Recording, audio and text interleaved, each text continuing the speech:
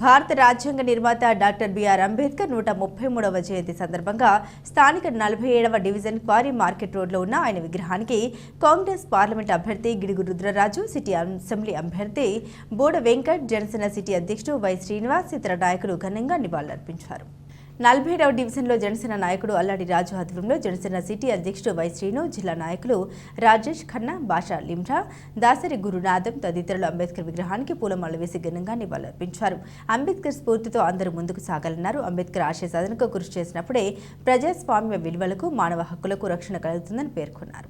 Doctor BR Ambedkar జయంతి సందర్భంగా భారత రాజ్యాంగ నిర్మాత ఈ రాజ్యాంగం మానవులకి హక్కులు కల్పించే విధంగా ఇవాళ స్వేచ్ఛావాయువులు పీల్చుకునే దాంట్లో భాగంగా మానవ హక్కుల్లో ఎవరికి ఏ రకమైనటువంటి ప్రజాస్వామ్యంలో హక్కులు కల్పించినటువంటి మహానుభావుడు, మహామేధావి అయినటువంటి డాక్టర్ బిఆర్ అంబేద్కర్ జయంతి సందర్భంగా ఈరోజు నివాళులు అర్పించుకోవడం కానీ, ఆయన జయంతి శుభాకాంక్షలు తెలియజేయడం కానీ ప్రతి పౌరుడి యొక్క బాధ్యతగా మేము భావిస్తూ ఉన్నాం.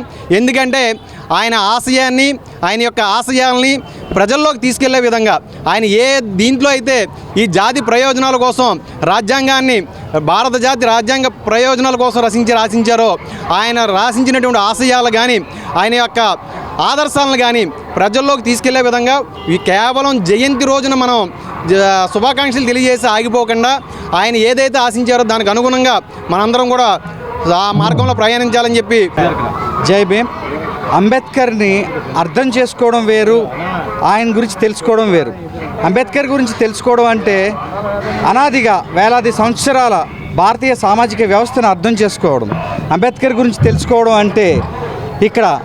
అంటే అనాదిగా ఉన్నటువంటి అత్యధిక ప్రజల హక్కులు నిరాకరించబడినటువంటి ఆ ప్రజల్ని ప్రజాస్వామ్య వైపు అడుగులు వేయించడం లాంటిది.